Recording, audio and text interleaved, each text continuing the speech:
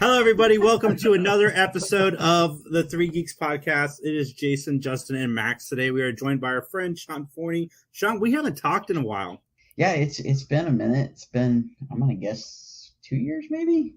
Yeah, pre-COVID is what I was trying to figure out in the car, if it was pre-COVID or not. But, yeah. How has... It's hard to get on the schedule with the busiest man in comic book entertainment. Yeah, it's him and Victor. I don't know which one's busier. But Sean, how you been? Good. It's been a crazy couple years with everything going on, but good. How about you guys? More of the same, really. All right. Still fat and happy. Jeez. And married now. Oh yeah, I'm married now. Congratulations. Fat, happy, married. It's that's what everyone dreams for, right? Like the triumvirate. Oh. Usually people get fatter as their marriage continues. Max went into it ready to go. Yeah, I've already done the fat thing. I've I've pre-eaten. Pre-gamed the wedding. Yeah. Yes. So, as a traveling artist, Sean, what was the COVID experience like for you?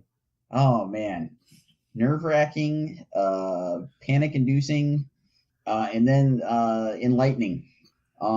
Just hopefully not to make a really long story here, but so right before, like, at least the United States shut down, we went and did C2E2. It was the last weekend of February of 2020. And it ended up being like the last con for 2020. We went and did the con, kept hearing all the rumbling rumors of, things are going to shut down. Everybody's worried about what's going on. And we just, we didn't know what was going on. There wasn't a whole lot of concrete knowledge at that point. And so like we went into the con, like we stopped on the way and grabbed Clorox wipes so we could keep everything wiped down and grab more hand sanitizer, that kind of thing. And throughout the weekend, everybody heard like on the news, like, oh, China's shutting down. Oh, this is happening. That's happening. And we did the con. Con went well. We got home. And because of all of our extra methods, this was the first time we never got con crud. So that was a plus. And then we got home. We were home for like, I'll say like, I think it was about 2 weeks. And everything just kept building up on the news. And I told my wife, like, she's a school teacher. I'm like, you guys are going to shut down. Like, this is kind of getting out of control, whatever. And she didn't believe me at first. And then it was about like that next week. That's when they found out, things were shutting down. And that's when like pretty much everything said we're shutting down. And that's when the panic set in. Because I was like, okay, we can't do any cons. We've got, X cons lined up for the year. Those are all going out the window. So it's like there's a good chunk of income out the window. And it was like, okay, what do I do? Thankfully, I've got some really good folks that I've gotten to know over the last few years that were incredibly helpful and, made things smooth out as the year went on. So like world shut down at the like mid to end of March. In April, when all the comic book companies said, pencils down, we're not producing any more books, we're not printing, comic shops can't be open, blah, blah, blah. There was a lot of comic shops that were like in utter panic, just like I was, going, how are we going to pay rent? How are we going to keep the doors open? So most people might be familiar with my work from doing all the Do You Poo, All Out Poo, Hardly Thin, Tiggenverse, all this mess with Marat Michaels and Counterpoint Comics. And a lot of the comic book retailers decided to go do a lot of online sales, whether it be Facebook Live or, setting up a store online, this kind of thing. And they needed product because Marvel, DC, Image, everybody done, we're not doing anything. So they got in touch with Marat and they were like, hey, we need some exclusives to sell. What can we do? And we not only cranked out, I think in April, we cranked out something like 20 different covers for all the various books. But we also did a brand new book, which ended up being Tiggenverse. And we knocked that thing out. I think it was like 2 weeks. And that saved my butt in one respect of, hey, I just got a paying gig that, took me through the months of April. Cool. feeling a little bit better about things. But also introduced me to this.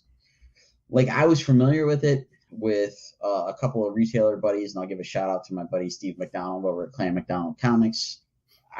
Those guys have been very successful at doing live sales and going on Facebook and being able to move product because they have really big followings in their groups of comic fans and stuff. And I was like, we're gonna wing it and try what we can do. So Steph and I set up multiple live sales. We did a couple through a couple of online retailers where they let us like take the reins of their Facebook page and do a sale. And I got booked up with commissions. Like, I was crazy. At one point I was telling everybody, give me like a 6-month period to, get all these things done. So I went from panic to, like I said, I was enlightened by, I learned all this stuff that we could do online. And I probably around 2015, I had kind of dabbled in trying to do the Twitch thing and get online and stream artwork. So this pushed me even further to, I waited one day until Micro Center was open and they were allowing customers come in the store. Steph and I we bought a new webcam.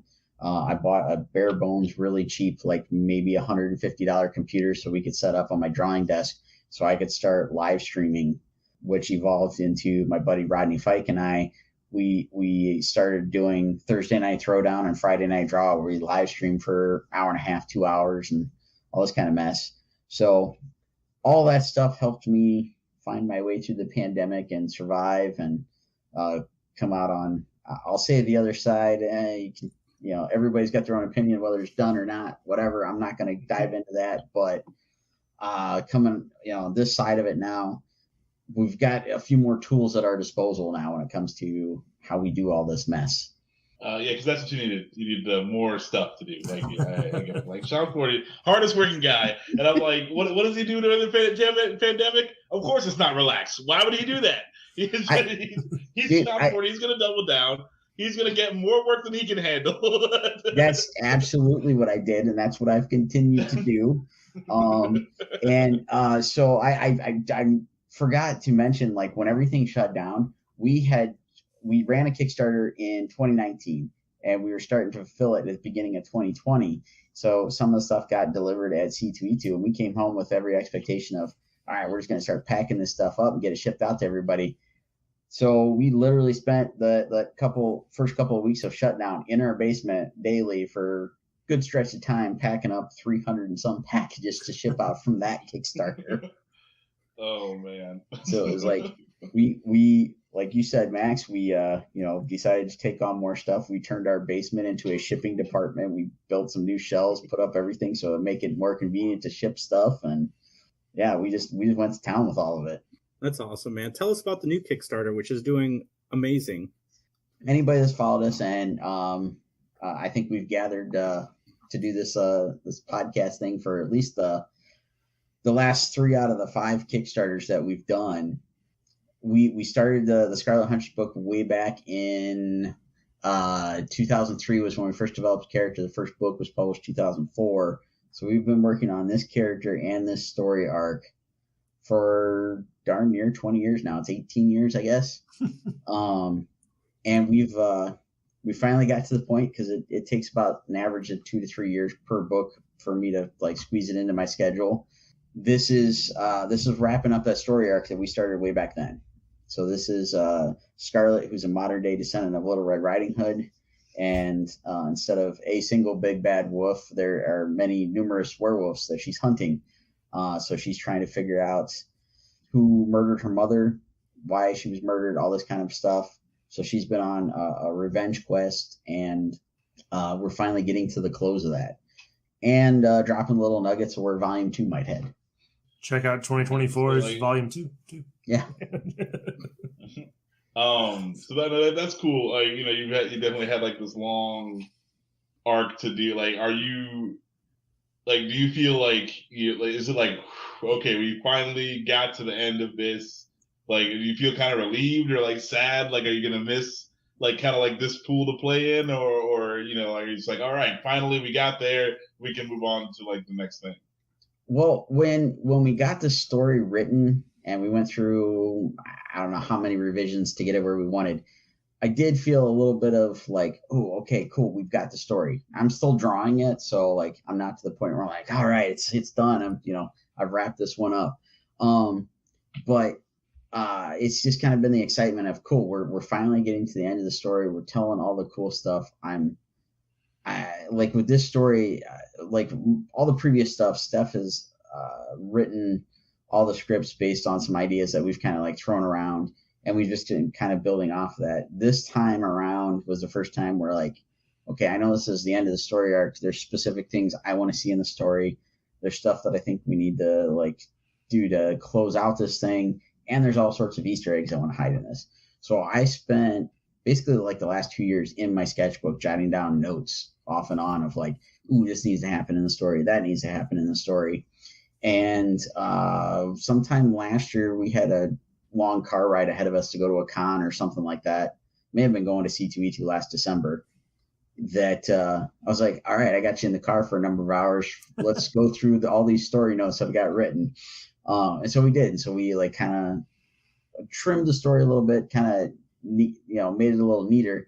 And then last like July into August, almost like this time last year, we were doing some remodeling on the house. So we spent about a week where we were out of the house. We were at my mother-in-law's. And so Steph took all my sketchbook notes and her sketchbook and stuff and fleshed out the story. And it was like, all right, now we've got the story. Now we know where we're going. I've been working on the artwork for it for the last few months now, and we got ready to launch this whole Kickstarter and get everybody to know, hey, we're doing this thing. We planned it around 4 convention appearances that we've done since the beginning of June to get the word out, promote this thing, and once all that's done, once the Kickstarter's wrapped, once I know we've got the book shipped out, then I'll take that moment to breathe. And then get ready to dive into volume 2. Yeah, no, Sean, I don't believe you. Like, do you even sleep? Is that something that you're capable of doing? I try my darndest. I like sleep. It's fun. I enjoy it. Meditates for 4 hours and is back to work. Yeah, he's like freaking Bruce Wayne. It's like I stay awake for 23 hours of the day. Yeah, I try to manage. I'm trying my darndest to manage my schedule a little bit better so that it can be a little bit more. Spend a little time on my things, spend a little time on whatever I've got for clients and commissions and whatnot. But it's been a little trying lately of trying to fit all that in. But yeah, it's kind of the grind. It's kind of all part of the package deal of doing this stuff. I am impressed. I've been to 3 or 4 cons since, things have started to open up a bit. And so far, no con crud, which I expected to get the con COVID. And I was really did not want that because the con flu sucks. I can't even imagine another level to that. But so far, I've been blessed. No con crud at all from the last 4 cons. Well, I mean, that was the only thing that I enjoyed during COVID is there was no common cold that whole time. And then it's like you said, with everyone sanitizing and wiping down everything, and not touching hands, con crud could be a thing of the past. There, we're probably gonna bring it back, but that is the one I'd say positive at least. It's hey, nobody, you don't have to we can gather together and not feel like crap. Go figure. Yeah. So I had a quick question, and so it's an 18-year journey for this volume, right? Has the story transitioned in a way that you weren't expecting? Did you have point A and point B in terms of B being the end, book 5, and book 1? Did that vary a lot over the course of 18 years, or has it been pretty consistent, just a matter of fluctuating the story in between? Oh, it very much has gone all over the place since we started. Because when we did the first issue, it was kind of on a whim. It was we initially were asked by a publisher to do a single one shot based on us doing the 2 short 5-page stories in their anthology, and through different circumstances, we ended up self-publishing it, and it was just kind of all right, let's tell the story. Let's start the story and introduce the character. And, when we did the first 2 little anthology stories, I'd say they don't really flow in continuity with the Sure. stuff we've since done. But it was just, we were developing the character. We were learning as we went. This was like, when it first started out, it was just a means to an end in a way. It was like, I needed to have some books to set on the table, setting up at conventions. It's like, we need to come up with something. So we did this short story. We got it out. Then folks actually started going like, well, where's issue 2? And it's like, we'll start doing issue 2. We just got to sell a whole lot more of these things. Cause at that point in time, there was no crowdfunding. This all came out of our pocket.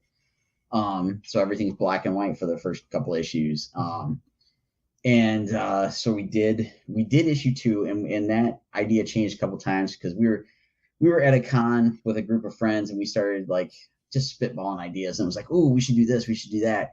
And I had kind of drawn up a little bit of that, but then when it came time to do actually issue 2, we set most of that stuff aside. It was just kind of silly. And it was like, no, this doesn't flow with what we want to do. Did issue 2. When it came time to do issue 3, I think we ran the Kickstarter in 2012 and the book came out 2013. It was like an eye-opening experience to do the whole Kickstarter thing, get introduced to it, go through all the hassles and steps and everything involved to do it. And again, it was like, we knew where one part of the story was going in that book, because we decided to do the crowdfunding thing. We were going to go full color and go offset printing and all this craziness.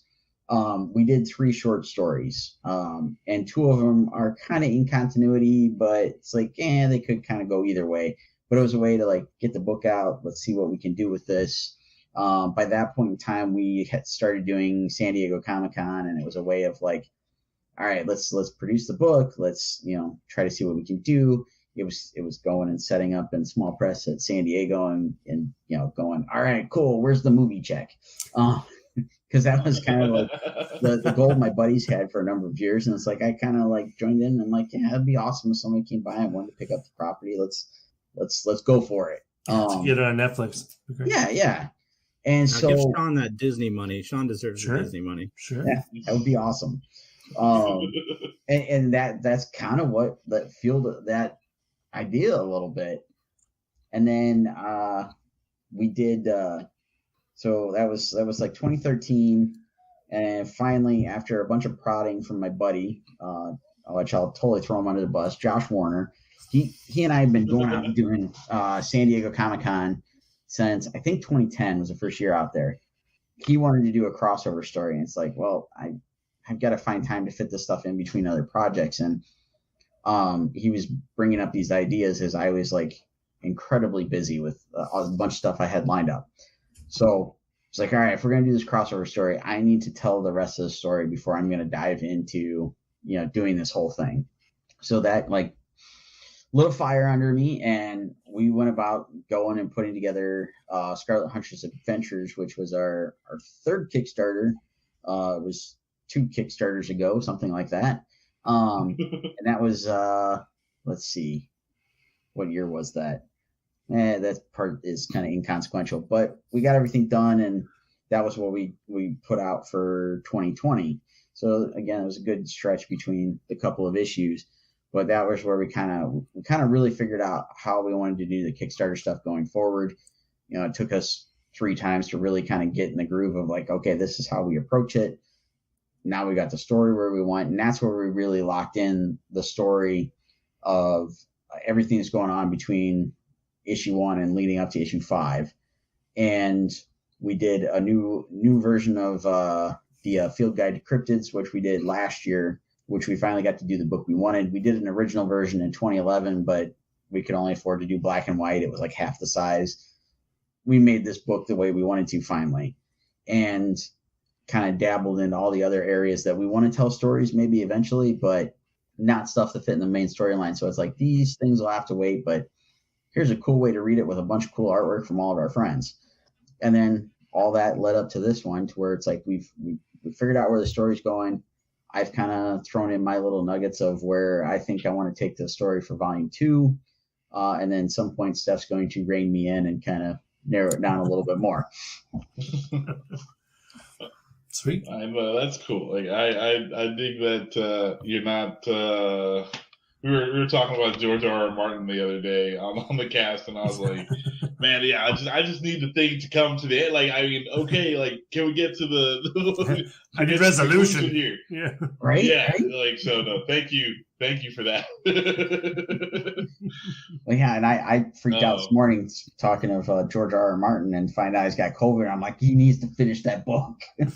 Nah, he's not doing it. Man. I refuse to believe he's doing it. Yeah, like I've lost all hope. I'm in the abyss. I don't. I just don't think it's ever gonna happen. But that's fine. That's fine. Scarlet Huntress 5 is coming out. Like that's God forbid anything happens to George R. R. Martin. But afterwards, you find out the books have been done for like many years and just sitting in a shelf. He's just trolling us all. They hated my endings. Yeah, he's got like trolling us all. He's got hundreds of books laying there with all the various endings he's come up with. Just I just want to go with. Choose your own adventure. Yeah. That would be cool too. You should just release that. Like, who would cry about that? Like, you can read the Danny Goes Insane ending, or you can read a completely different one. Like what? How do you want it to end? I'm down for that. There you go. Speaking of hundreds of books in your house, like, do you have thousands of issues like in your basement where you're shipping stuff out? Like, do you just have stacks of your issues? Yes and no. Not thousands, hundreds. Yeah. Yeah. Upstairs, we designated. There's a closet upstairs that we designated for all the comics. Gotcha. All our like back stock. And then, I usually got to cart down stuff every once in a while, go to the basement, pack stuff up. And we learned all sorts of things during this COVID adventure of how to set up pickups from the post office. We came across a shipping service so we can do everything from the comfort of our couch. Sweet. As a fellow geek, what did you enjoy most out of San Diego? Give us your 3 favorite announcements. Oh, definitely the Wakanda Forever trailer and the She-Hulk trailer.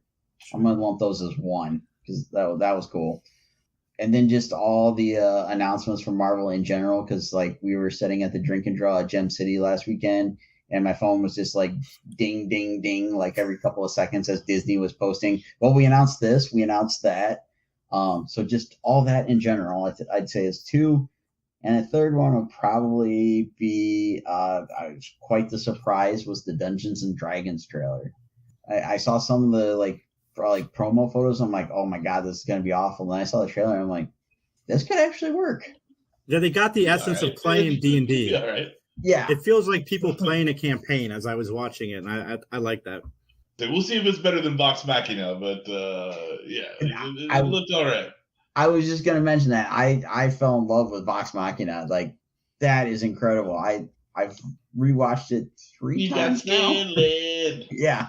I need to check. Apparently, though, from what I've read, is we got San Diego Comic-Con got the Disney D23 leftovers. So, like, the announcements we got from Marvel is the stuff that they're like, we don't want to announce that at our big event. So they got like a bunch of stuff in store for the big event. And they just announced that the Shang-Chi director will be doing the Avengers 5. Yeah. It'll be fun. I'm excited for that. I absolutely love Shang-Chi. I do too. Shang-Chi was such a good, like, refreshing surprise. Totally agree. How good it was. Very good. I was kind of skeptical going into that one, and I loved it. I'd like go see it again. And I was very just pleasantly surprised at how good Shang-Chi was. So was I. I love Shang-Chi. I read a little bit of the comics as a kid, and like, see when they announced they were doing the movie, it was like, all right, cool, let's see how they pull this off. And now I'm like super intrigued to see. I'm gonna nerd out for a second here, like the 10 rings, the bangle for Miss Marvel, and I don't know what else is gonna mix in there, but I'm hoping those things are all connected in some way, shape, or form, and we're gonna like just dive in and get like Fing Fang Foom and the Cthulhuans, or however you say those guys' names, the big dragons.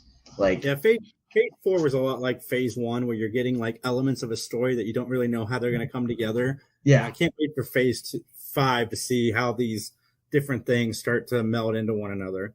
Yeah, absolutely.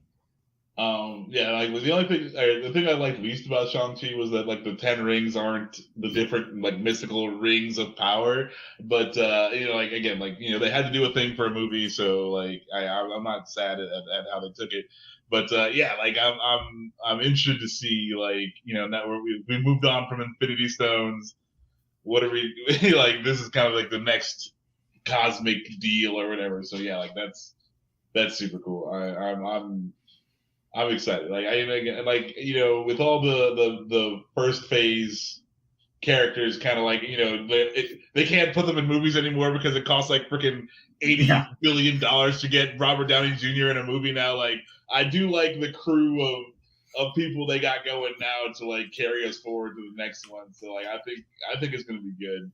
I like that that Doctor Strange's buddy. I can't think of his name. I like that he is like the Tony Stark for this one. Yeah, Wong. Wong is phase 4, 5, and 6's Stark. Yeah, I like that a lot. And that guy is hilarious. Like I'm totally looking forward to seeing him show up more. I'm hopefully I'm not trying to spoil anything. I know they're showing a couple commercials now, but he's appearing in She-Hulk, and like I'm excited again. Like where's all this stuff gonna tie together? Like I know Feige announced that like all these threads are going to start coming together as we see some more stuff in the next couple of months, but it's definitely it's exciting time to see where all this stuff's going to meet up and give us the next 2 Avengers. Yeah, and he said that Fantastic Four will not be origin story. I'm excited for that. That's one thing I like about Marvel and Feige is that they listen to the fans. Like with Spider-Man, we didn't want an origin story and we didn't get one. Yeah. And I think that I told them on the podcast a few weeks ago that I think that the Fantastic Four is going to be introduced in Ant-Man Quantum Mania. That's my theory. That's what I've been thinking for a while now, and it's kind of looking like that might pay off. Yeah. I hope so. Like Fantastic Four is awesome. I'm looking forward to them. Like, yeah, and it's really interesting to me, like who they, so if it's like someone big like the Fantastic Four, there's like, okay, we're not doing an origin story for them because like enough people know about the Fantastic Four that I want to see that. But like, like we were talking about Shang-Chi, like he's been a character not obviously as long as Fantastic Four, but he's been around since the 70s, and it's like, okay, you know what? He needs an origin story. Yeah. It's like Guardians too, right? Guardians wasn't big until movies. Yeah, right. And it's like we need to introduce these people versus like, just like, okay, well they've been a team for a while and here you are. But I'm interested to see like who gets like fully originized and who gets just kind of like, okay, like you know who this is, like let's go. Yeah, I've learned my lack of knowledge of these characters has really helped my enjoyment of the movies because I don't know Shang-Chi from Adam at all. Like so. The rings like on his arm, I'm like, that's sweet. Like I don't even know how the rings would work. Yeah, like that right there, I think is why I enjoyed Ms. Marvel so much. Not only did I not have a huge familiarity with the character, but I did not like any of the stuff they covered historically with the whole partition and anything with like the like culture and stuff. Totally new to me. And so I love, like, I'm a big junkie for watching the History Channel and watching all the documentaries and stuff. So it like not only hit my like Marvel and superhero nerd like level, it also hit my love for like all the documentary stuff. And it's like, all right, cool. I'm like learning something and I'm enjoying this thing. And I gotta say, like right before joining you guys, I was listening to, and I'm gonna rattle off one of your probably like Nemesis or something. The guys on Rock Stars. They interviewed Aman Vellani, and she is a giant nerd. If you guys want some entertainment for like 20 minutes, they just released the video today. It was on YouTube. She's hilarious and like nerding out over every little thing. And it's cool to see like one of the actors actually being that much of a nerd, getting the role, and just fanboying the entire time that she couldn't keep a straight face doing half the scene she was doing. I think I talked over you when you said who it was. What's the podcast or New Rock Stars? Okay. Yeah, no, we love hearing about new podcasters. Yeah, no, whatever. Those guys suck. Trebek. They got to rattle off like, hey, here's one of your competitors. Like, go check them out. Two things. So first off, with Ms. Marvel, did you like the little wink to the X-Men at the end when it was revealed that she was a mutant and then the X-Men theme played? Yes. I didn't catch it the first time around. It was the second time I started seeing everybody posting it online. It's like, okay, I missed that. And so I jacked the volume way up so I could hear it. It's like, they did it. So it was like goosebumps, just like Professor X. I was like, that's what I like about Feige, though. It's like, you want the X-Men? I'm not giving you the X-Men. I'm going to roll it out. And here is Ms. Marvel. Like, she is our first mutant officially. Yes. Well, I mean, but also it's like, okay, no, it was in Doctor Strange though. Like we've got Professor X in the floating chair, like freaking Krasinski as Doctor or Mr. Fantastic. Mr. Fantastic, yeah. Come on. Oh, like, yeah. That was full on fan service. I loved every second of it. Oh yeah, absolutely. Like we had a big group. I want to say like there was a dozen of us all went to go see that opening night. And we were all just sitting there cheering and, just totally nerding out. Yeah, you got to just accept the Marvel stuff as like event filming and just go and have a good time. I think you'll enjoy it. But what you got? We didn't talk about this, but She-Hulk talks to the camera. She breaks the fourth wall. Yes. A little Deadpool, huh? Yeah. Well, she does in the comics, right? Thing. Yeah, that's a She-Hulk thing. She definitely breaks the fourth wall a lot. So I like it, and it's good because, like, I don't know, the joke that you saw is like Bruce Banner's there and he's kind of like, what are you looking at? And when she looks to the camera. So I'm interested to see how they play that. It should be fun. Yeah, I'm interested in that one too because she predates Deadpool for a few years or whatever. Mm-hmm. So she was the one doing it first, and so it's nice to see that they're putting that in there. And the bit where Hulk kind of reacts when she starts doing it. I'm curious to see how they're going to play that off. And I was watching something either earlier today or yesterday that they're kind of pulling that whole concept of her, talking to the audience and everybody reacting around her. They're pulling it from Fleabag, I think. I've never seen the show, so that was kind of new to me. But they would kind of acknowledge it. They'd be like, "Who are you talking to? Like, what's going on?" And then like one other character jumps in and they can actually break the fourth wall as well. So. It'd be interesting to see how Marvel, pulls this off and if they like keep it going through the movies or something. All right, the last thing I want to bring up because I remember from the last few times you've been on, you were a big Daredevil fan. What do you think of Charlie Cox being such a big part of Phase 5? Like a big part. I am Jones of it. I started rewatching season 3 this morning. I need to watch season 3 because Defenders left a bad taste in my mouth just because. I really Finn Jones just really brings the show down. Iron Fist. It's okay. You can say that Iron Fist. It's like having food poisoning and then not wanting to return to that restaurant. So that show really just left a bad. But I want to go back because I haven't seen Jessica Jones season 3 yet either, and I've heard they're all coming back except for Finn Jones, which I'm super excited about. I'm hoping they come back. I read an interesting somebody has put their own theory out there, their own headcanon, and it was. And to me, it makes a lot of sense. They're calling it Born Again, and they already kind of did the Born Again story in season 3 of Daredevil. So the idea of Born Again was he was blipped, but Kingpin rose to power while he was blipped, which obviously kind of looks that way from him rising to power in Hawkeye. Mm-hmm. So he comes back, finds out Kingpin's in power, and Jessica and Luke Cage were not blipped.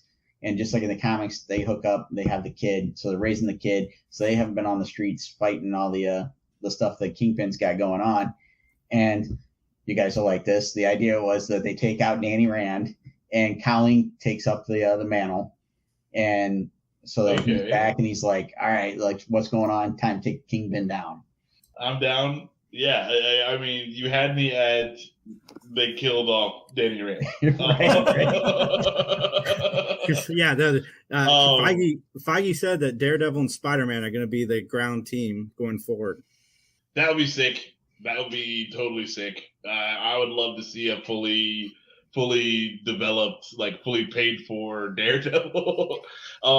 They've done so much with so little, and they've really done a lot with that show. And just the fighting and the brutality and like the full on Daredevil stuff. I would love to see, you know, if they got the right guy, you know, to head up everything to take it over. Like that would be totally sick.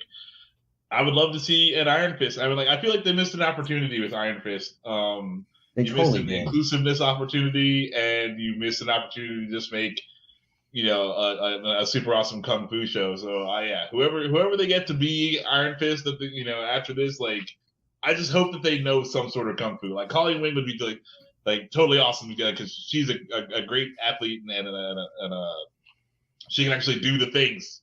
Yeah, you know, yeah. It doesn't look like they like trained her to do yoga and was like, okay, now do it faster. You know, like they wouldn't have to break continuity either with right. Ben. They could just get rid of him and then keep the continuity of the show there. Murder this guy and then just go forward. It's great. Yeah, you know, I'm sure he's a nice guy, but if you guys are not fans of Finn Jones, you guys can check out the movie Leatherface where he gets eaten by a pig. Okay. All right. I might have to check that out. You know, like that's why I love Live, Die, Repeat. Like I'll just watch it until Tom Cruise stops dying. You know, like you just watch it until like I think it's like the 57th or whatever time that he dies. It's like the last time he dies in the movie. You just stop right then. All right, this movie's no longer good. Let's go. Yeah, it's not as good. You know, like there's cool stuff that happens, but like I just want to see Tom Cruise get stepped on by a mech. Like that's fine. Well, folks, there's nothing else to say after that. Sean, where can everybody find your Kickstarter and your projects and so forth? The Kickstarter is at scarlethuntress.com. All my social media is, like it says on screen, Sean Forney Art, Instagram, Facebook, Twitch, Twitter, whatnot. You can find me at all of those. Search me on YouTube under Sean Forney Art. And yeah, that should take you everywhere, and that'll get you linked to the Kickstarter as well. Awesome. Everybody follow us at 3 Geeks Podcast. You guys can check out Freddy Geeks. New episodes drop every other Friday. And then, of course, the 3 Geeks Podcast drops every Tuesday.